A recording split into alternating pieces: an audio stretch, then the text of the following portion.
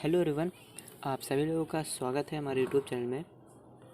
और आज हम आपके लिए लेकर आए हैं अक्षांश और देशांतर रेखाओं से कुछ महत्वपूर्ण प्रश्न लाए हैं जो अक्सर हर कंपटीशन एग्ज़ाम में पूछे जाते हैं। तो आपको ये जानना बहुत ही ज़रूरी हो जाता है, ठीक है, क्योंकि आप कोई प्रतियोगिता में आप भाग लेते हैं तो उसमें अक्सर ये सब क्वेश्चन पूछे जाते हैं इन सब टॉपिकों से, तो आपको जानना चाहिए ये सब। तो चलिए शुरू करते हैं, है ना। तो ये हमारा पार्ट फर्स्ट है इसमें, ठीक है।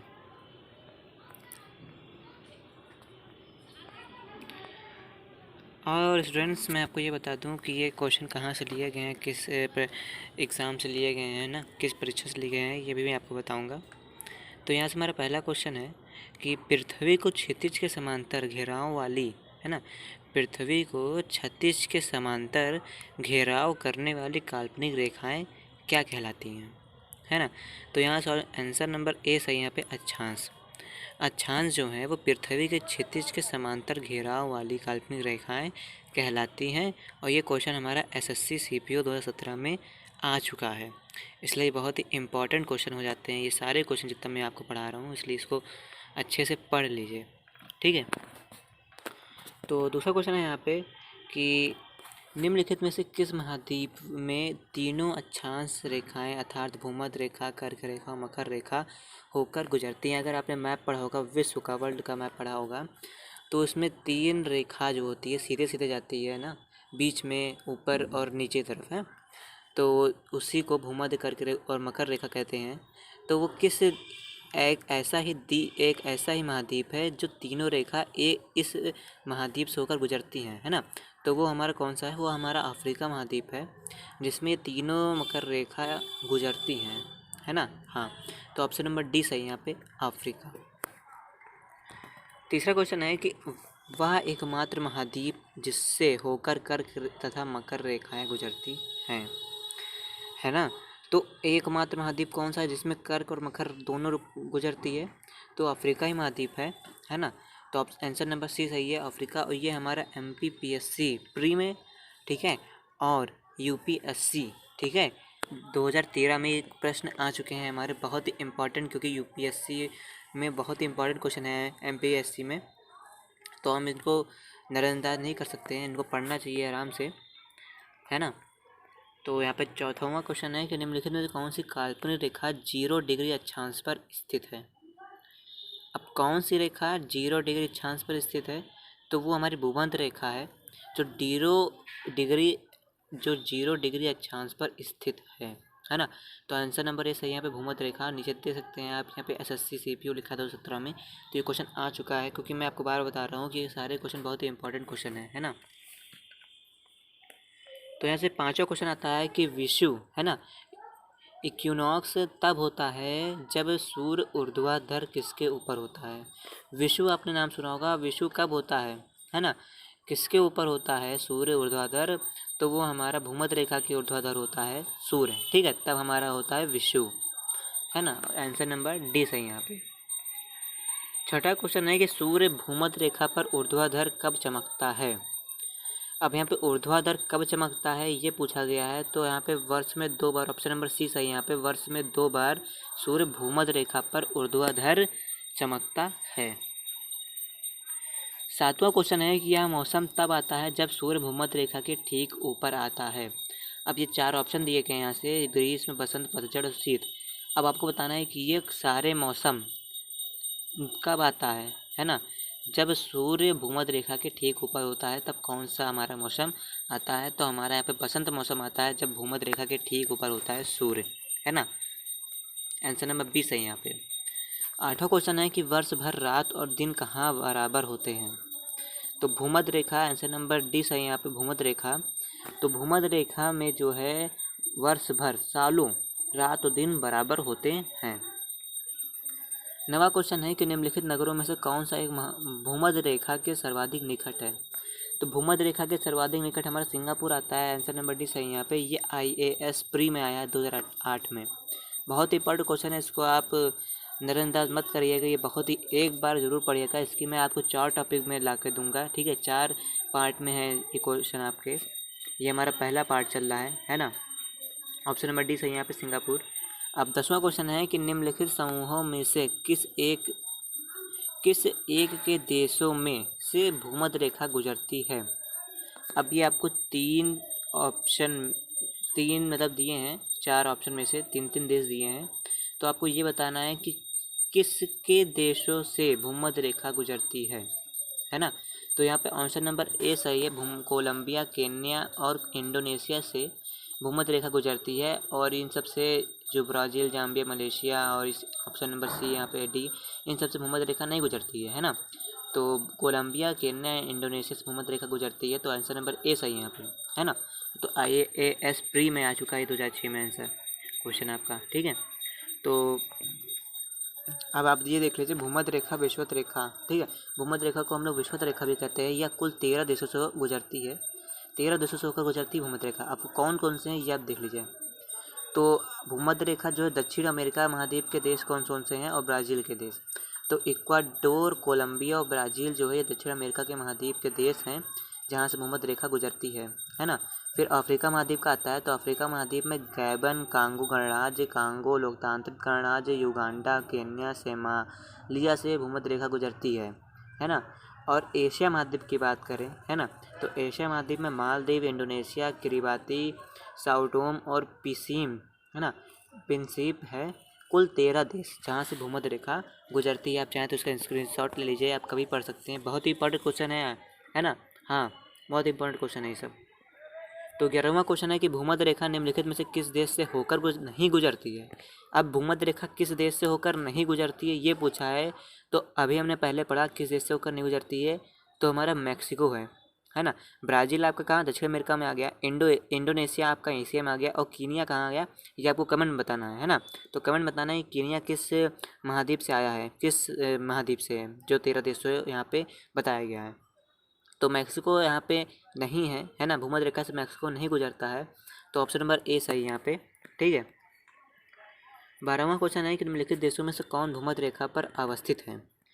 अब अवस्थित है ये पूछा है, अवस्थित का मतलब क्या है ना। तो यहाँ से आंसर नंबर ए सही है यहाँ पे, 2 और 3, है ना, 2 एवं 3, ऑप्शन नंबर ए सही है। ब्रुनई निम्नलिखित देशों में से कौन भूमध्य रेखा पर अवस्थित है। तो ब्रुनई और कोलंबिया जो है यहाँ पे भूमध्य रेखा पर अवस्थित है।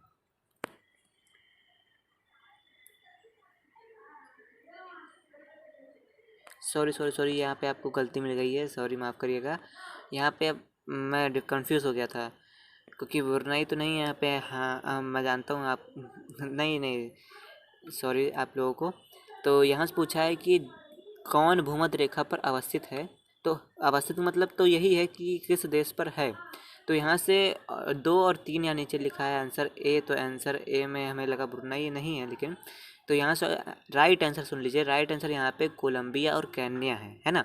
कोलंबिया और केन्या यहाँ पे राइट आंसर है, ठीक है। हाँ,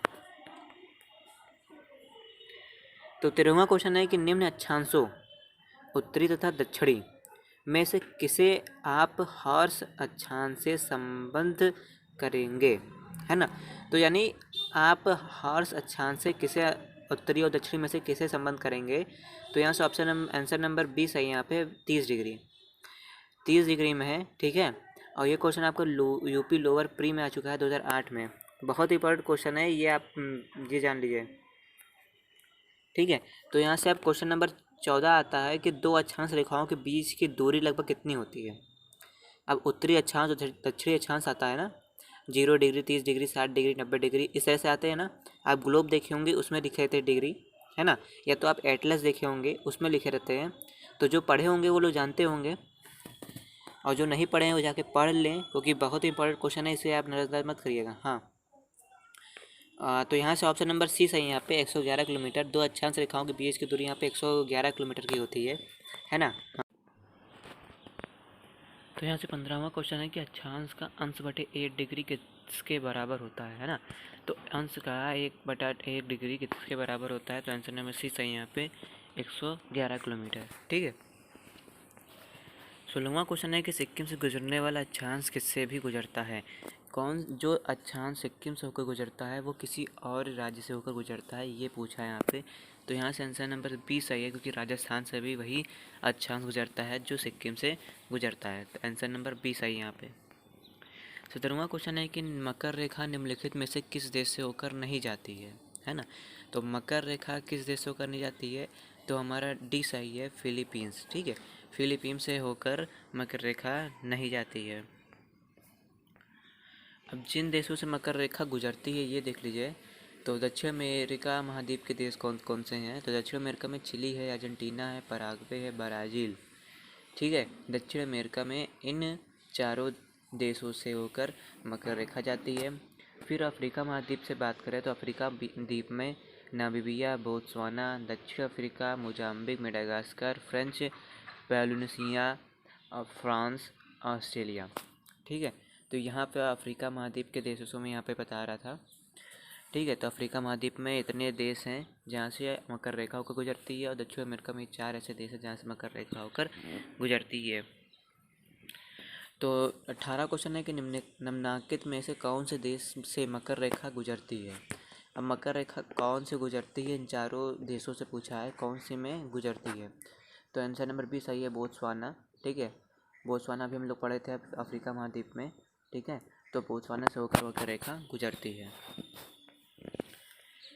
19वां है कि भारत अवस्थित है। अब यहाँ पे अक्षांश देशांतर की बात किया है, तो ध्यान से देखिएगा। ठीक है, तो अक्षांश और देशांतर की आप बात करें तो अच्छे से मैं बता दूं कि इसमें आंसर नंबर सी सही है आपका। ठीक है, answer number C, D answer इसमें नहीं दिया है, ए बी सी। हाँ, तो इसमें खाली 3 ही ए बी सी आंसर दिया है, तो इसमें से हमारा सी सही है। ठीक है, ठीक है, आंसर नंबर सी सही है यहाँ पे। अक्षांश 8 डिग्री उत्तर से 37 डिग्री, ठीक है, और देशांतर से 68 डिग्री 97 डिग्री पूर्व के मध्य। ठीक है, तो यहाँ से भारत अवस्थित है कहाँ पे, आंसर नंबर सी। ठीक है, तो इसको पढ़ लीजिए, याद कर लीजिए, बहुत ही बड़ा क्वेश्चन है। और यहाँ से 20वां क्वेश्चन आता है कि भारत की मुख्य भूमिका अक्षांश किसके बीच फैला हुआ है। भारत की मुख्य भूमिका अक्षांश किसके बीच फैला हुआ है, तो आंसर नंबर ए सही है यहाँ पे, उत्तर से उत्तर। ठीक है, अगर कोई पूछता है कि भारत की मुख्य भूमिका अक्षांश किसके बीच फैला हुआ है, तो आप खाली इतना ध्यान रखिए कि मुख्य भूमिका अक्षांश जो है उत्तर से उत्तर फैला हुआ है। ठीक है, बस उत्तर से उत्तर याद रखिएगा, आपको सब सही हो जाएगा। क्योंकि उत्तर से उत्तर हो जाएगा जब, तो ऑप्शन नंबर तो खाली वही रहेगा, बाकी सब तो बदले जाएंगे। कोई कहेगा उत्तर से पश्चिम, कोई कहेगा पूर्व से पूर्व, कोई कहेगा दक्षिण दक्षिण से उत्तर, इस तरह से ऑप्शन देगा। लेकिन जब उत्तर से उत्तर एक बार आएगा तो सही होगा। ठीक है, जाहिर सी बात है। तो स्टूडेंट्स, यहाँ पे आप लोगों की अक्षांश देशांतर रेखा से 20 क्वेश्चन पूरे हो चुके हैं, पार्ट फर्स्ट का जो है फर्स्ट पार्ट। ठीक है, ये पार्ट फर्स्ट में 2 पार्ट हैं, और वैसे पार्ट हमारे 2 हैं। तो पार्ट फर्स्ट का ये पहला पार्ट है। ठीक है, आई होप आप लोग को समझ में आया होगा, याद आया होगा। अगर नहीं समझ में आया हो, नहीं याद हुआ, तो एक बार फिर से रिवर्स कर लीजिए। ठीक है, क्योंकि जितने भी मैं क्वेश्चन बताऊंगा पार्ट सेकंड तक पूरा 80 क्वेश्चन है, तो 80 क्वेश्चन मैं आपको बताऊंगा अच्छे से, नेवर माइंड। ठीक है, तो ये फर्स्ट पार्ट था। तो स्टूडेंट्स, अगर आपको ये वीडियो अच्छी लगी तो उसको लाइक करें और चैनल को सब्सक्राइब कर लें। ठीक है, धन्यवाद।